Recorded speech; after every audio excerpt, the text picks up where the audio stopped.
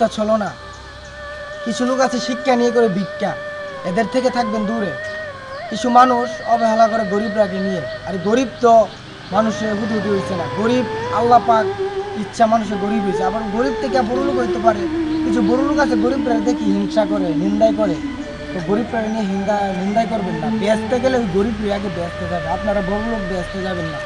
আপনারা বড় লোক কেমন হয়েছে, বড় লোক মানুষের টাকা মাইরা টাইরা বড় লোক হয়েছে, বহুত বড় লোক মানুষের টাকা মাইরা বড় লোক হয়েছে। তো গরিবরা গরিব মনে করবেন না। আসলে আমি ভিডিওটা বানাই নেবেন না, আমার একটা কষ্ট লাগছে একটা ভিডিও, মানে আমি একটা গরিব মানুষকে দেখছি, একজন বড় লোক মানে মানে ভিক্ষা চাইতে গেছে একটা গরিব মায়া, বুঝছেন, ওই বড় লোকের কাছে। তো মাইকো চালাইতো, তো মাইকোতে গেছে, দাদা আমাকে যদি 10টা টাকা দিতেন আমার মার চিকিৎসা করলে। তো ওই মহিলাকে যে একটা বেঁধে দিছে গরিব হওয়াতে, আপনি অবশ্যই এটা উচিত হয়েছে না। তো গরিব মানুষ আল্লাহ পাকের ইচ্ছা গরিব হয়েছে, গরিব হয়ে শান্তি।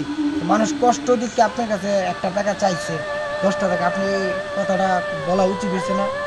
তো গরিবরা হিংসা করবেন না, টাকা পয়সা সবই থাকবে পরে, কিন্তু খেয়ে যেতে পারবেন না। বহুত বড় লোক আছে, টাকা পয়সা কোটি কোটি মিলিয়ন মিলিয়ন টাকা, কিন্তু মানে টাকা পয়সা খাইয়ে দিতে পারে না। ওই লেহার ডায়াবেটিস, মাংস হয়তো না, ডাক্তারে নিষেধ দিতে, ব্যবসার সাথে পানি হয়েছে গা। তো এগুলা করেন না, মানুষের সাথে ভালো ব্যবহার করবেন, ভালো শান্তি মতো মরতে পারবেন। আর টাকা পয়সা হাতের মহিলা মরার পরে 5 দিনের হতম পরে, 5 দিনের হতমের পরে আমি কতই মন থাকতো না। যিনি টাকা পয়সাতে কী করবে, কিছু টাকা গরিব ঘরে মিলিয়ে দেন, অবশ্যই আপনি শান্তিতে থাকতে পারবেন।